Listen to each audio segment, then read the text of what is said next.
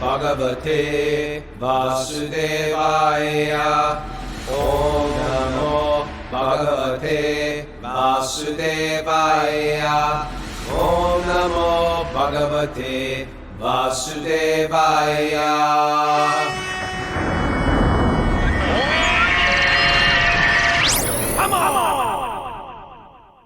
Live from Super Soul Farm, this is Wisdom of the Sages with your host, Raghunath, and Senior Educator at the Bhakti Center in New York City, Kaustubha, a daily yoga podcast. Welcome to our show.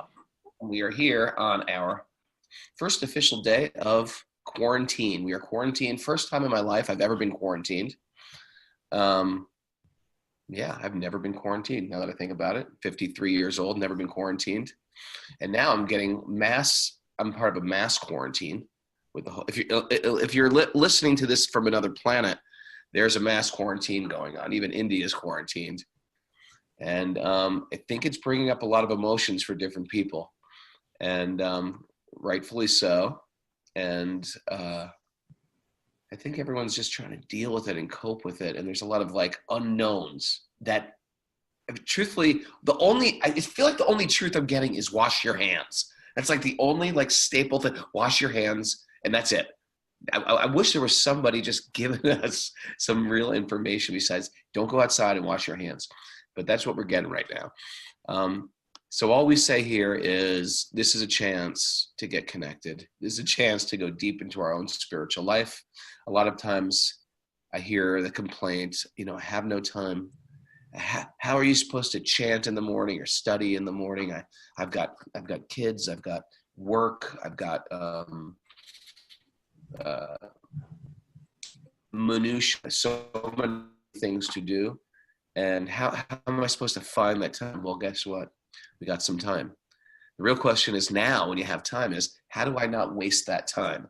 Because we'll find ways to waste it. The whole world is filled with diversions. So this is like, this might be also a challenge. How do I not waste time? How can I make this time really valuable and precious? So here we are. We're going to see what it's like today when we can't go out our door or go down the road. Great time to do we have permission to take care of yourself. Sometimes we feel like, well, no, you don't understand. I've got too many responsibilities. Without this self-love, how can I love anybody? If I'm in the business of loving, that's my job. I'm here to love. I've got a PhD in loving. That's what I'm supposed to be doing here. And how am I supposed to love or even talk about bhakti or talk about loving God if I can't have some type of like self-care, self-love? So this is a chance for some self-love. And part of self-love is our education and our spiritual connection. Because when we have that, we can really give it to other people as well. So, Kaustubha, how are you? I'm doing good, Raghu. Taking it day by day. I heard some nice news this morning. Actually received it, but we want only good news today. Here's some nice news. Is that Missy Kabanoff, who's a regular listener, dear friend. She teaches yoga at the Bhakti Center, but she's also a high school teacher in New York City. She shared with me, she said, I assigned my 14-year-old students to watch Wisdom of the Sages. I think she has a world religion class in school. And then she said this, I believe the name is Carolyn Velez, if I'm pronouncing that right, Ciaralyn. Is that Carolyn? 14-year-old students. 14-year-old New Yorker. She said, many students like Carolyn love applying these lessons to their life. And so you want me to read you just a little bit of Carolyn's report? Yeah. Yes, I do. So I think she listened to that one that was a few days ago. I think the one about lockdown, living under lockdown and feeding the good dog. And so she wrote, finding something to occupy yourself and avoid depression and anxiety would be the best thing to do. Having a purpose gives us our dharma and our contribution to the world, even when the world is at its worst. Wisdom of the Sages is pretty funny, as he also informs us what our purposes are and makes us aware of what is going on in our society. People are so surrounded by working so hard that they can't show up for those that they love, however. This is the old reality. Now we have so much time on our hands. Take this time to take care of things we've been neglecting and build relationships and connections with those we love and care for. That's what you're just saying. This is an example of spiritual contribution, a spiritual purpose. Also, having the extra time on our hands, we're able to discover who we are as a person through the power of the mind. People often watch the news and just let that be their source of knowledge, which is why people get so overwhelmed with what's going on. Wisdom of the sages has opened my eyes in terms of learning, because he taught me to regulate and do my own research so that I can know beyond what the news tells me. Overall, this reflection focuses on the situation we are in now, but the podcast shows us the power of wisdom and faith, what the power of wisdom and faith can do for us. Thank you, Carolyn Velez. Thank you, Missy, and all your students. Only juxtapose what I was doing at age 4. That would have never come out of my mouth or on paper when I was 14. A 14-year-old experience was like, but that would never have come out of my head when I was 14. Maybe there's just like a whole new generation of kids out there. Maybe they just world is this. Hey, Raghunath, you need to mute everyone's mic. Okay. Got them unmuters. Mute all. Such a power trip. Mute all. There you go. So welcome to the show. If you're new to it, this is our daily podcast. 100 people live on Zoom today. Zoom is because everybody knows Zoom was a week ago. Now everyone's like, yeah, Zoom, I'm doing Zoom today. It's like Zoom savvy. More Zoom savvy than me, I think. And I got to unmute Kaustubha, right? I'm unmuted. Good. And so anyway, we have a Zoom group. It fills up, but if you want to join us, email Mara, our remote executive producer, at thesages108@gmail.com. So there's question day every Thursday. We're field as many people's questions as possible. Your questions in, and we have a great online community through Patreon. Patreon.com/wisdom of the sages. It's a way to support us, but it's also a way to connect with a lot of people. We have a huge chat board where everyone's throwing up videos and songs, recipes, and it's just like this whole, it's like a whole transcendental mall of spiritual information. And anyway, thanks. And also do other regular classes for Zoom members. We just did Sweet Baby Krishna last night, which was really nice. Thanks for everybody for joining us. I can't believe how many people want morning and evening Sangha like that. It's really, truthfully, it's incredibly encouraging. And like a really relevant place in the Srimad Bhagavatam. So we study this sacred literature, this Srimad Bhagavatam. We talk about old literature of yoga, and most people think of, I don't know, go to like Light on Yoga, or they'll go to, well, not that. No, I mean really old, and they'll go to the Yoga Sutras, which is very, very old. But it's still about, how old is Yoga Sutras? 1,800 years old? I'm not sure. I mean, people give it different dates, but somewhere around 1,800, 2,000 years, something like that. I'm not sure, but yeah, it's like the Bhagavatam is 5,000 years old. I mean, Bhagavatam, Bhagavad Gita, Upanishads, these are like the biggest canon of literature in the world. So Yoga Sutras was within the framework of a yoga culture that had already been existing, not just for 3,000 years, but for millennia, according to the Bhagavatam itself. This culture was there for millennia. And usually when we hear about it, oh, it's, well, this was here maybe 100 BC or 300 BC. It's from people who've studied it from a different narrative, a Western narrative, when they were trying to sort of come into India and just show all this stuff is relatively new. And that was sort of the mood of the missionaries and the British when they came to India. But there's a whole nother narrative, and it's the narrative of the literature itself, which speaks about when it started, when Krishna actually was here. And Krishna came and appeared at the end of Dwapara Yuga, the previous age, and left in Kali Yuga. And truthfully, even since I was a child, they've changed the dates of all these things, because oftentimes we're hearing, like I said, from that Western narrative of when there was civilized culture in India, and then all of a sudden it gets updated and updated and updated. And if you look back historically at things like World Book Encyclopedia, it's a lot of speculation in the academic community.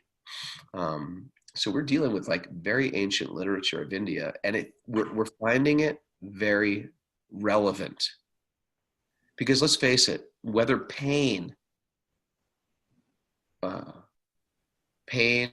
pleasure, gain, loss, love, heartbreak, these things have been around forever.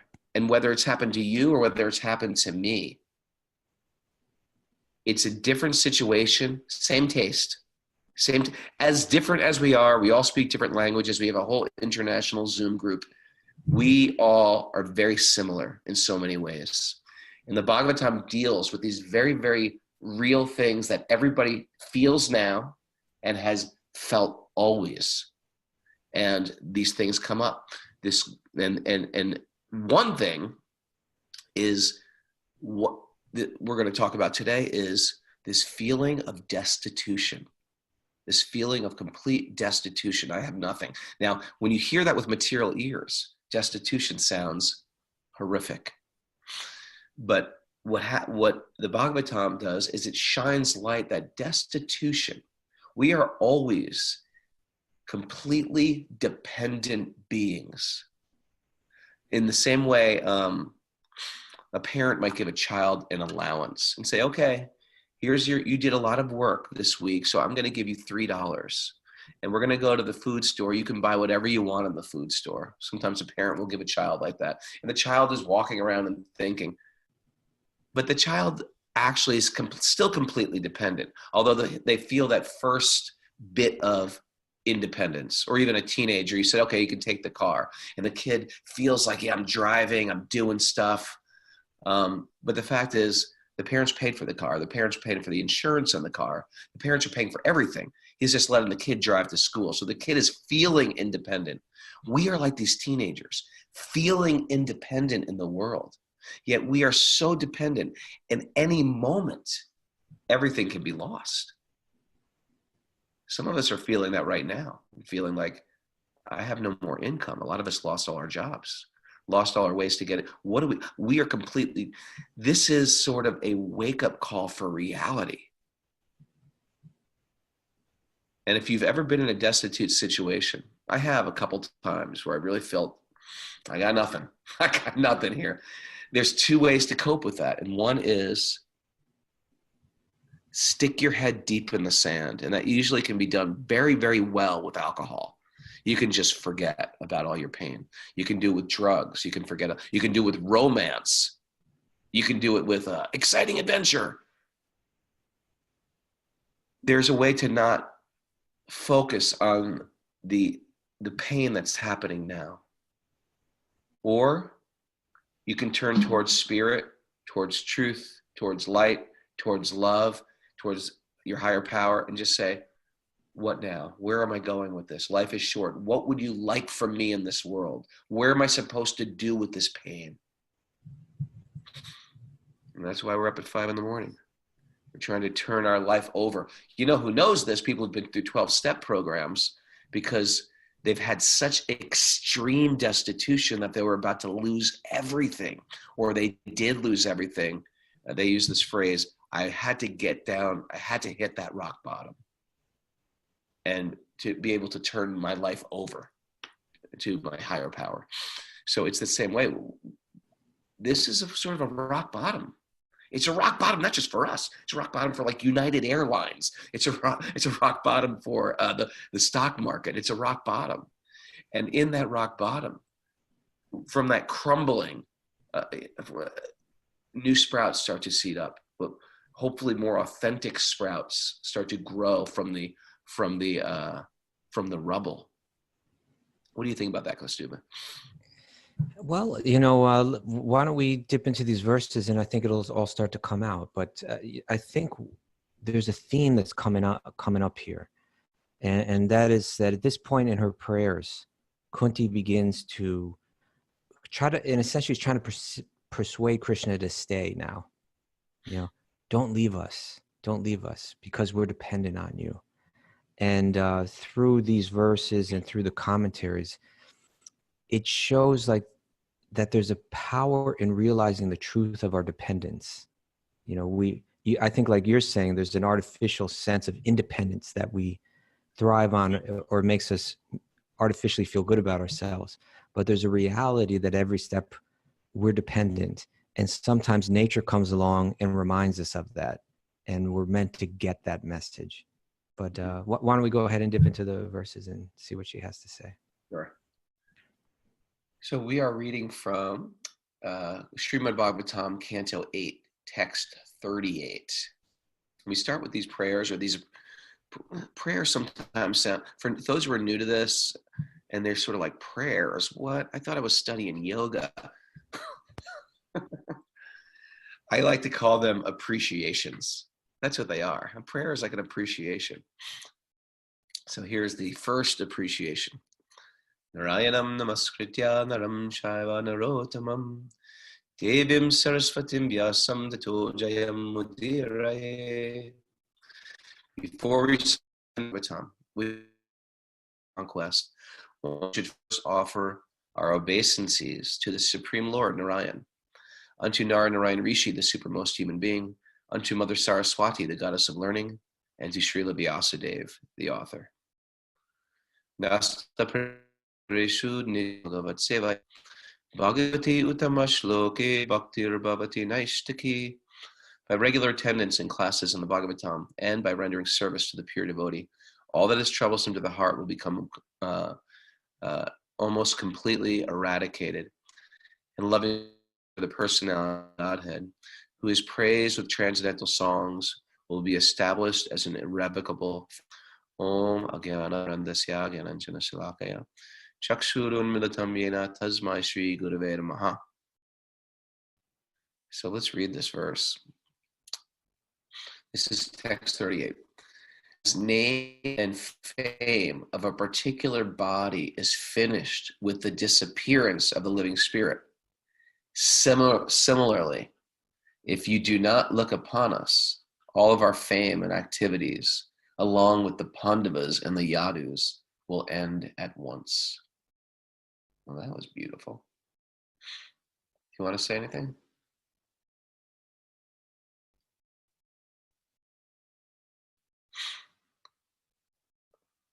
Are you muted? Or are you just being internally thoughtful right now? Are you there? I was muted. Sorry about that. Did we read text 37 yesterday? I was like, he's so deep. People will just stop. Everyone stop. He's going inside. Say nothing. Sorry. No problem. I don't know if we read text. Did we read text? I guess we did read text 37 yesterday. Anyway, I was looking at that commentary, but if we go to the end of this one, the end of the commentary here,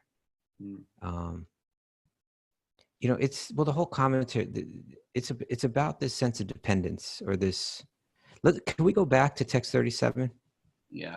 Let's go back to text 37, because there's within that commentary, there's just a lot about what you were speaking about, I believe. Oh, my Lord, you have executed all your duties yourself. Are you leaving us today? Though we are completely dependent on your mercy and have no one else to protect us. Now when all the kings are at enmity with us. Yeah. So, it would appear that she's in a powerful situation. She's got these sons like Yudhishthir, who's like, the king of Dharma. She's got Bhima and Arjuna, who are like the most powerful warriors. But she's saying, don't leave us, because we're completely dependent on you. So her materially, it appears that she's independent. but she recognizes that any kind of material situation ultimately is weak, and that the real connection is with God. So she, in the commentary, it's speaking about this. The Pandavas are most fortunate because with all good luck, they were entirely dependent on the mercy of the Lord. In the material world, to be dependent on the mercy of someone else, and to be dependent on the mercy of someone else is the utmost sign of misfortune. Right. But in the case of our transcendental relation with the Lord, it is the most fortunate case when we can live completely dependent on Him. Now, and there is, that I think it's especially there in Americans, in our culture, the idea of the rugged individual. I'm not dependent on anyone. I don't even need to cooperate with the rest of society. There's a certain ego that plays into that. And, but then something comes along, like just right now, there are people have a lot of money invested in the stock market now. With their rugged individualism, they may have built up that stock portfolio. But just see how fragile it all is that one little, virus, I guess it's a little germ, I suppose. I'm not sure if biologically I'm using the right terms, but like one little germ, floats around and starts to spread, and then boom, that all collapses, It's sad that businesses will be even ruined by this. Jobs will be lost. There'll be a lot of suffering will come through it. But there is a message there that we're meant to understand, is that ultimately we're always dependent on the Lord, and that nature will come and remind us of this again and again. So Prabhupada says, the material disease is due to thinking of becoming independent of everything. But the cruel material nature does not allow us to become independent, right? It comes back and it reminds us. It's what's going. Did I ever tell you that time I was swimming and I almost drowned? You've told me, I think, several stories about you almost drowning when you're swimming. Really? Yeah. There's the one in Brazil, right? Yeah, this is one. Let me just share this briefly. Yeah. But the point is that if you've ever been in a situation where you were sort of swimming around and having a good time in the ocean, and all of a sudden you went from swimming around to sort of like, oh, I'm in a little trouble here. You sort of like, everything's cool, but you feel like, okay, this is maybe a little dangerous, and then you're like, this is really dangerous, and then all of a sudden you just like lose you have to drop down the whole ego. If you've ever screamed for help, it's like a little humiliating. Help me! It's humiliating to scream for help. And I had this position where I had a friend who was in Brazil and with our band, and I went down to this was 20 years ago, but I went down early in the morning. It was our first day of a Brazilian tour. I went down early in the morning to chant japa on the beach, to get my grounding before the tour, because I'm so spiritual. And I chanted a whole chapter of the Bhagavad Gita, and I was like, I'm so good. Now I want to take my morning bath in the sea, in the ocean. And Perfect. So and no one wanted to go in. Everybody was eating breakfast at the hotel, and I grabbed our publicist, and I said, hey, come on, let's jump in the water. And he was like this very sweet guy, and he just said, no, I don't want to go in. The water is very, very dangerous here. It's not a great place to swim. I said, well, come on. It's good to bathe in the morning. First thing you do in the morning before you eat breakfast. I threw all these Ayurvedic facts at him. And then he was like, I don't want to do it. It's not good. And me, being the salesman that I am, I somehow convinced him against his good intelligence to go in the water. So now we're bathing in this water, and no one's on the beach. And all of a sudden, I don't see him. And I was like, what happened to my friend? And then I just heard a voice that said, help me, I'm drowning, help me. And I see his face, just his face in the water. I've got a bad cramp in my leg and I can't swim. And I was like, oh man, I can't tell if he's, and it's the same thing. Everything's cool. I've got it together. And I was like, what's the matter, man? You need some help? I'll help you. And then all of a sudden he broke into his panic. Help me! and he just started screaming. And I grabbed him. And you know what they say about grabbing drowning people? Never grab them. You got to like, I'm no lifeguard, but I think you're supposed to get him from behind. This guy grabbed me like, and held me underwater until I was like choking. And I was still in save this man mode. So I wasn't even really worried about myself. But for somehow, somebody came along and grabbed him and pulled him out. But then I realized I was the one now drowning and choking, and I was in water over my head, and there was like a rip tide. And then I started going, help me, help me, help. And when you lose that control, when you lose that feeling of, I got it together, I'm really cool. And if anybody's been in that position, it's destitution. It's exactly what Kunti's feeling. And if you've had that, when you try to reach out for humans, help me humans, help me mom, help me dad, help me family, all those rocks in your life, help me my husband, my wife, help me. And when you realize, man, no one's helping me. And help me lifeguard. I got to this point where I just got nailed by all these waves. And when I got out, I was so far away. What's that? Ah, my wife's saying, wrap up the story. Sorry about the tangent. Anyway. No, well, I mean, there's a point here, you know. My point is, I called out for people, couldn't help me. I even called for God. Help me. Humans aren't going to help you. God's not going to help you. There's no lifeguard that's going to help you. You're going to die today. And no one's around. No one can even see you. And this is how people die all the time. And in that mood of destitution, no protection in the material world, it was a wake-up call to make me realize my vulnerability. We are all incredibly vulnerable. But because I have some money, or because I have some good credit, or because I have a great credit card, or because I have some property, or because I have this husband or wife or parents, a wealthy parent, whatever it is, we think I'm not vulnerable, but we are. So the default that the Bhagavatam teaches is that you're always dependent. You're always destitute. Don't let some material thing make you feel like, now you got it together. We never have it together. Rome is always falling. And even if Rome is our own, we have it pulled together for a moment. And in that mood, even if you have everything, you can feel distinctly connected. And so I actually gave up. Just to end the story, I had to give up. And then I just said, Krishna, I didn't expect to die today, but if you wanted me, I said, and I'm not very advanced. And if you want to take me today, I pray that you will make me take birth in a family of devotees so I can practice in my next life. And I gave up and I started chanting. That's the story. Well, you know, the ocean, I mean, all nature is meant to give us some realizations, right? You stand in front of the ocean. You're supposed to, right? You're supposed to feel how small you are, right? Isn't that natural? How large the ocean is, how tiny we are, how powerful the waves are. Yeah. It's humbling. Yeah.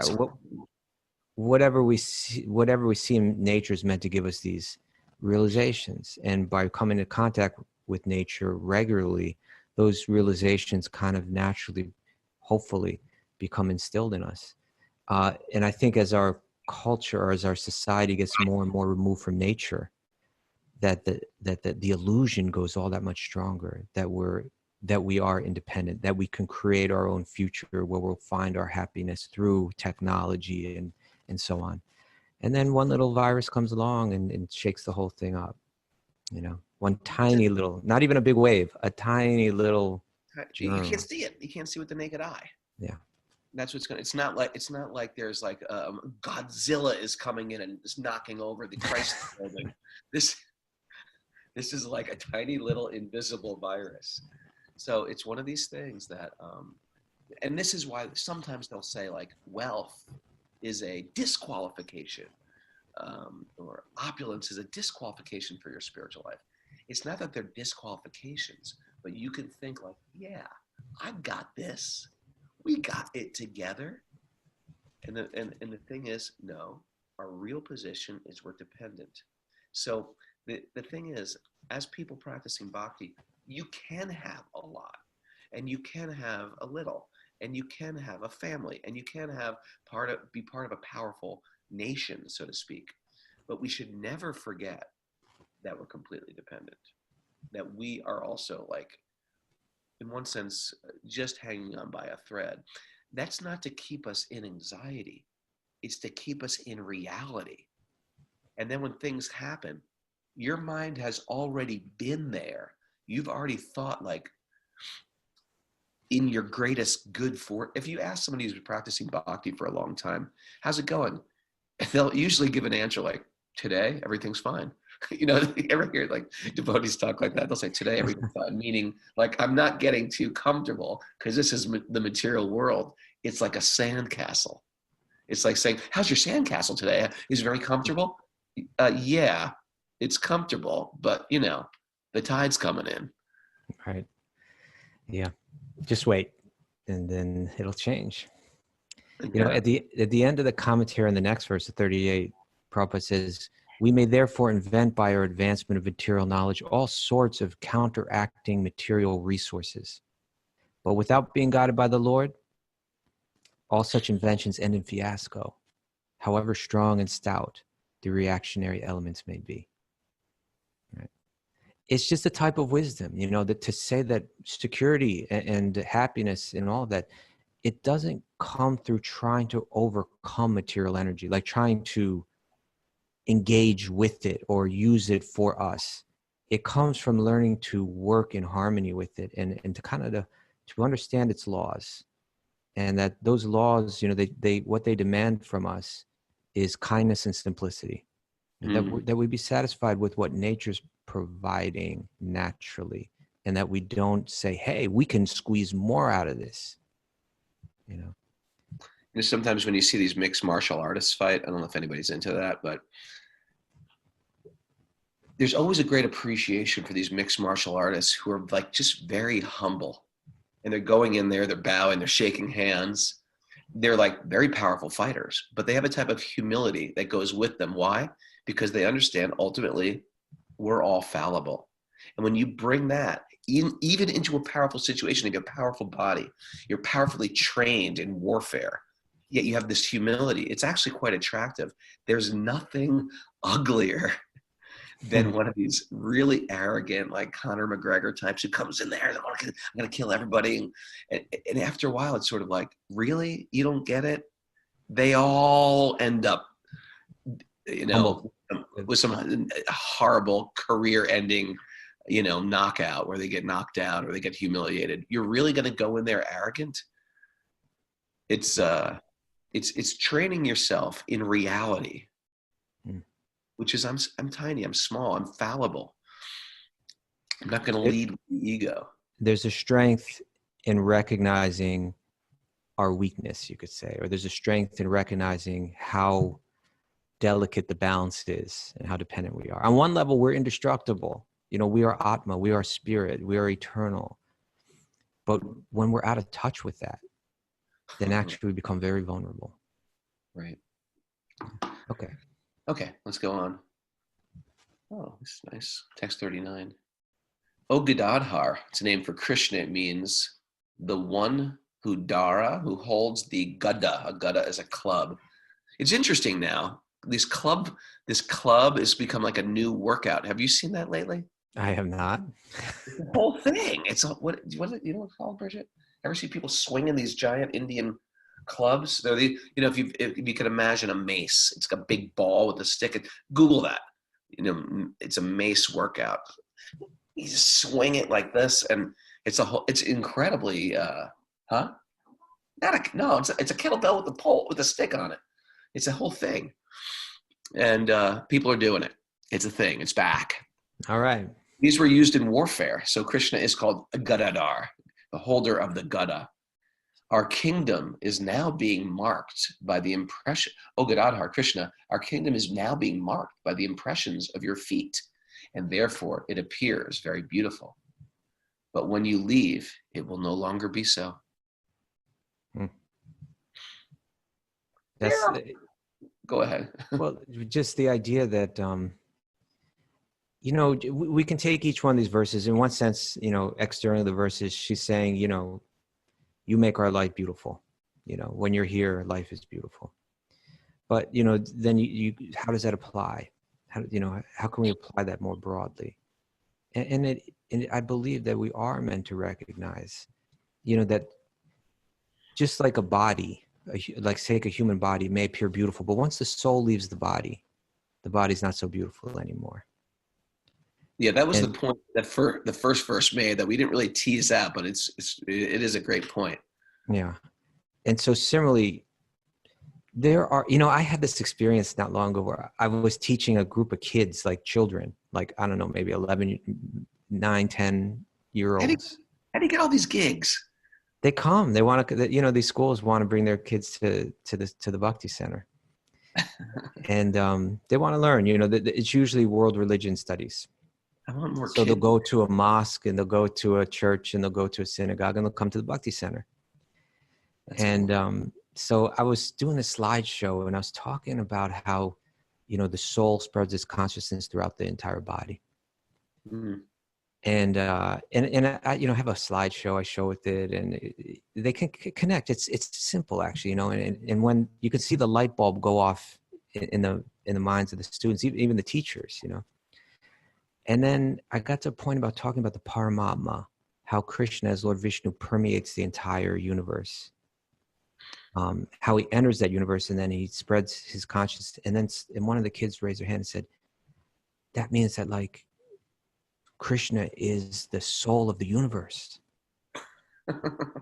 And I said, that's exactly right. Because actually, like Ramanujacharya, the great philosopher, 1,000 years old, old philosopher, that's how he speaks a lot about how we're meant to move through this world, understanding that just like the soul animates the body and spreads its consciousness throughout the entire body, so Lord Vishnu is the soul of this universe. It's he that gives it light. It's he that gives it life. It's beautiful because he's in it. And so, in a sense, I believe that's that principle can be understood on that cosmic level, but it could be understood on every level. That when we have Krishna in our life, when we have God in our life, everything becomes beautiful. My home becomes beautiful. My relationships become beautiful. My speech becomes beautiful. My service becomes beautiful. By bringing God into our life, it brings life into our life. He is the soul of our life. And so she's expressing that in her beautiful way, standing before him. I wish you came to my school when I was a child. I wish I would have come to your school. Sophie from Sweden told me, Sophie, maybe you can write on the chat board how you got into Bhakti, but I thought it was I think someone who came to her school, she said. Maybe you could write that on the board for Sophie. So Kaustubha, you're changing lives, all these kids. It's a group effort there with the Bhakti Center. But it's great that you can bring people into, what I realize when I do it, and I don't want to say this in any kind of condescending way, but I get from all the teachers that they bring the kids to all these different religious institutions and it's usually kind of boring. Right. You're not boring. Well, the way that Prabhupada presented this philosophy to us it's so relevant. Right. And he made it, he took these books of sophisticated philosophy and he made them really easy to understand so that even kids could be like, oh, that makes sense. And they get all excited, and you can sit there and just for hours, just talk to these kids and they're enlivened by the whole thing. So, the credit goes in my book, credit goes to Srila Prabhupada. He makes it so, Bhakti is very kid friendly. It's kid friendly. In fact, my kids always liked going to the temple or going to India or going to a festival. It's very festive and fun. It's They pick up on that too. And delicious. And delicious. And delicious. Yeah. And there's music. And you know what? It's not like contained. It's not contained. It's very sort of like when me and my wife when we lived in Los Angeles, when we first were married, we used to live across the street from the temple in an apartment. And I think one of the sweetest things we would do is in the evening time, we'd go to the temple. It was very unofficial time.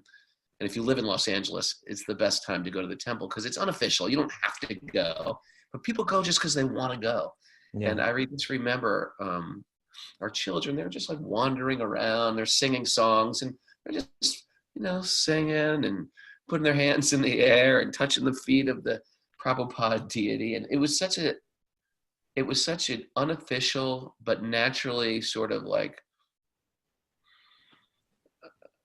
what's the word? Yeah, people would come after work and have darshan. In the same way you see that a lot in India. It's like, I'm coming home from work. I want to go check in. I want to go. And it's really relaxing. It's a really relaxing, just like we did our Krishna book reading last night. It's a relaxing way to wind down the day. And the kids felt really free to just run around, That's great.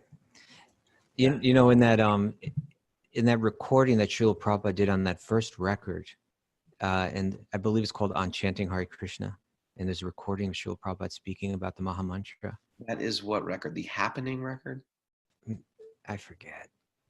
There was one record that Prabhupada put out that the Beatles got before he met the Beatles. Yeah, it must be that. Listening to it for a year. It was called the Happening record. And George said collectors. Someone should find this record. I don't have this record. That he and John Lennon were chanting Hare Krishna like out on a boat somewhere because they had heard that record. They were chanting it for hours.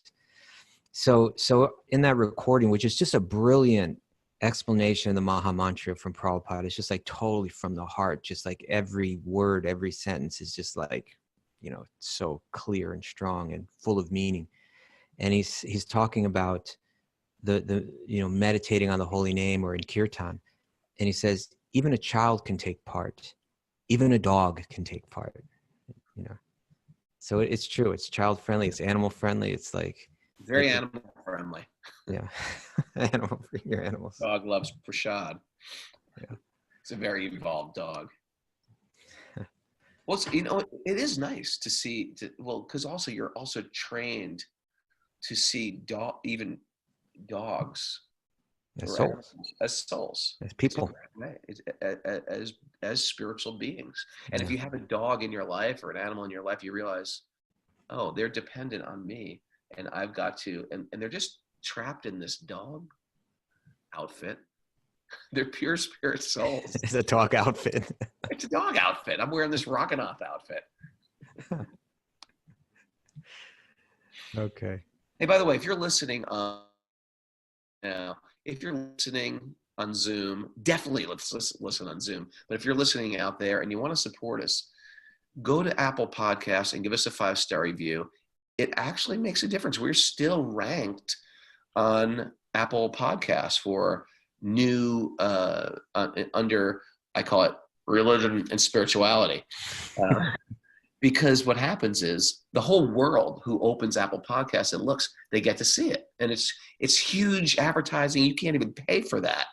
So it really means a lot to us. It's a great simple way. It'll take 3 minutes to support us.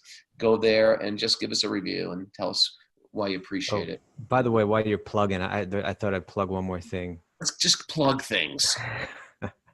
Is that I'll be teaching a 2-part class on Tuesday and Wednesday afternoons, Eastern Standard Time. That you can find it on the Bhakti Center's website. It's called A Sage of Steady Mind. It's a Bhagavad Gita talk about how through contemplating what we hear, contemplating the knowledge that we hear from Bhagavad Gita, the process of how that matures into wisdom and becomes transformative. So that's a by donation class on Tuesday and Wednesday afternoons, and you can find it on the homepage of the Bhakti Center's website, A Sage of Steady Mind. It's beautiful. I saw the picture. That was beautiful. Okay, so let's go on to the next verse. Text 40. All these cities and villages are flourishing in all respects because of the herbs and grains are in abundance. The trees are full of fruits, the rivers are flowing, the hills are full of minerals, and the oceans full of wealth. And this is due to your glancing over them.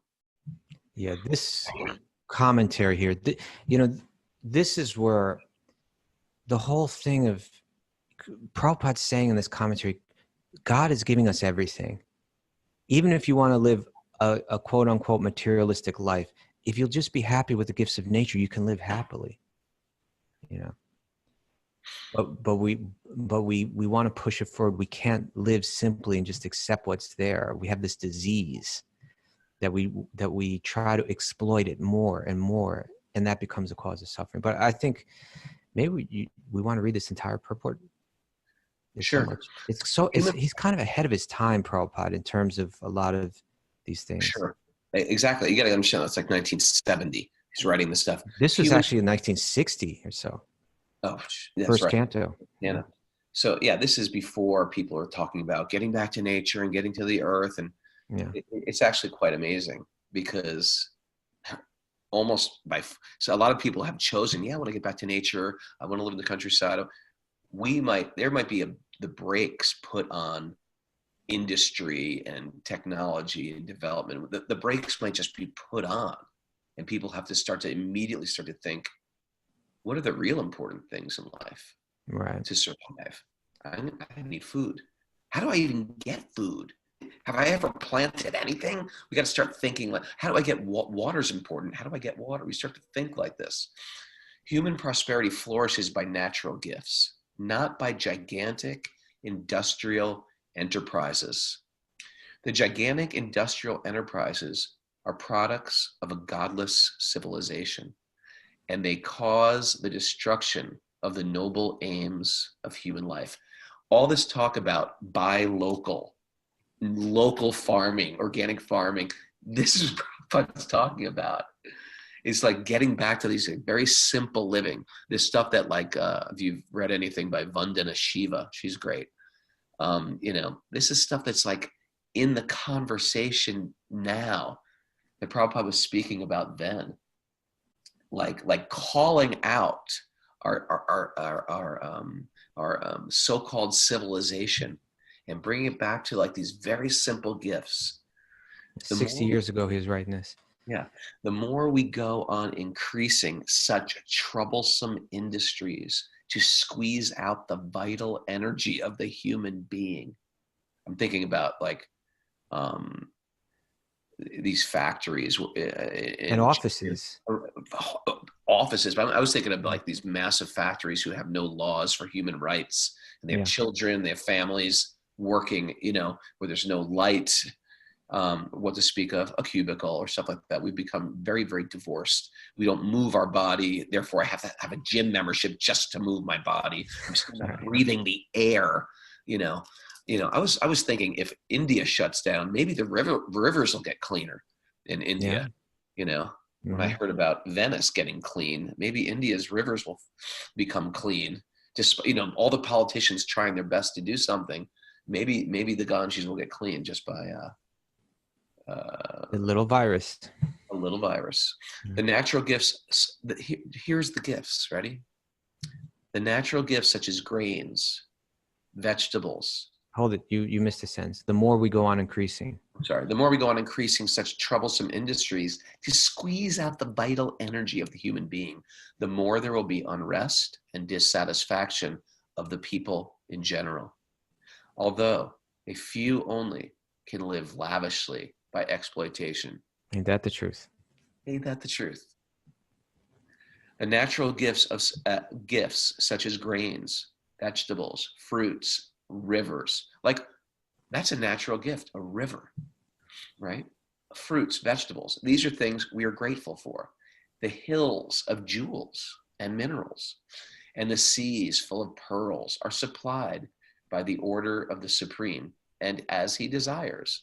Material nature produces them in abundance or restricts them at times. The natural law is that the human being may take advantage of these godly gifts by nature and satisfactorily flourish on them without being captivated by the exploitative motive of lording it over material nature. You see, that's a heavy sentence. Every sentence, right? The natural law means that if you don't try to exploit it, you can live happily with it. But what happens if you break the law? Yeah. Can you finish reading that as I cue up the song? So here it is. The more we attempt to exploit material nature according to our whims of enjoyment, the more we shall become entrapped by the reaction of such exploitative attempts. And that's what happens. If we have sufficient grains, fruits, vegetables, and herbs, then what is the necessity of running a slaughterhouse and killing poor animals? A man need not kill an animal if he has sufficient grains and vegetables to eat. The flow of river waters fertilizes the fields, and there's more than what we need. Minerals. Oh, of river waters. Oh, okay. I'm sorry. Minerals are produced in the hills and the jewels in the ocean. If the human civilization has sufficient grains, minerals, jewels, water, milk, etc., then why should it hanker after terrible industrial enterprises at the cost of the labor of some unfortunate men? But all these natural gifts are dependent on the mercy of the Lord.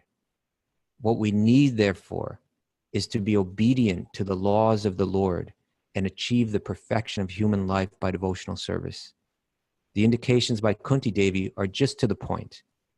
She desires that God's mercy be bestowed upon them so that this natural prosperity be maintained by his grace. What a commentary. I mean, just... That's a good commentary. Maybe we ought to read it again tomorrow or something like that. Every sentence is just full of relevant, important ideas. This is beautiful. Yeah. Wow. Oh yeah. Oh, my friend, guess what?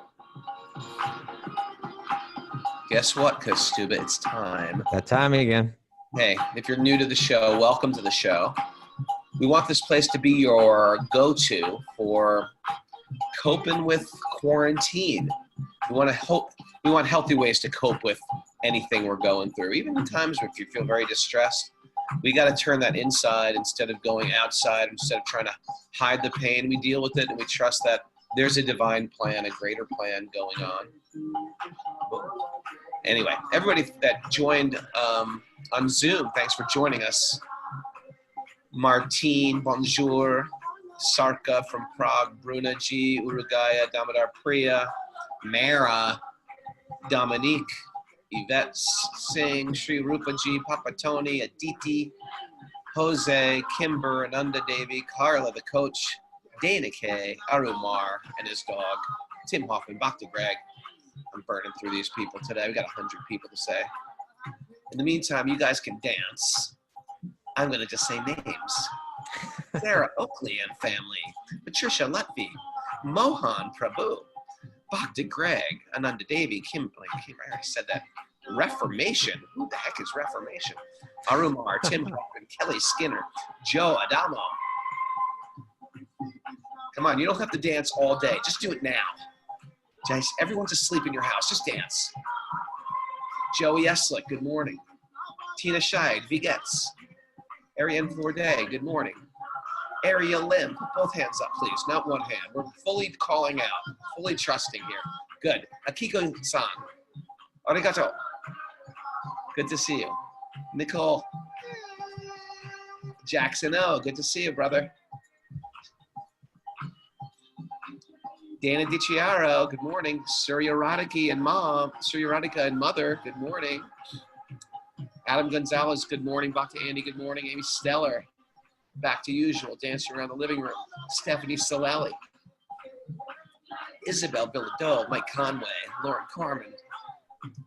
John Couturier, good morning, brother. He's always in it here. He's always dancing around the kitchen.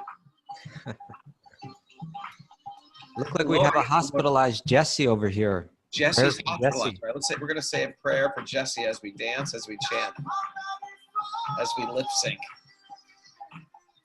Sophie Moorberg, did you ever put it up on the board where you got into this, Sophie? Get it up there, please. I want to check it out. And Thomas Essig, and Sega, and Anthony Michael, and Aravind Kesiho. Here we go. Ready? This is where I lose it.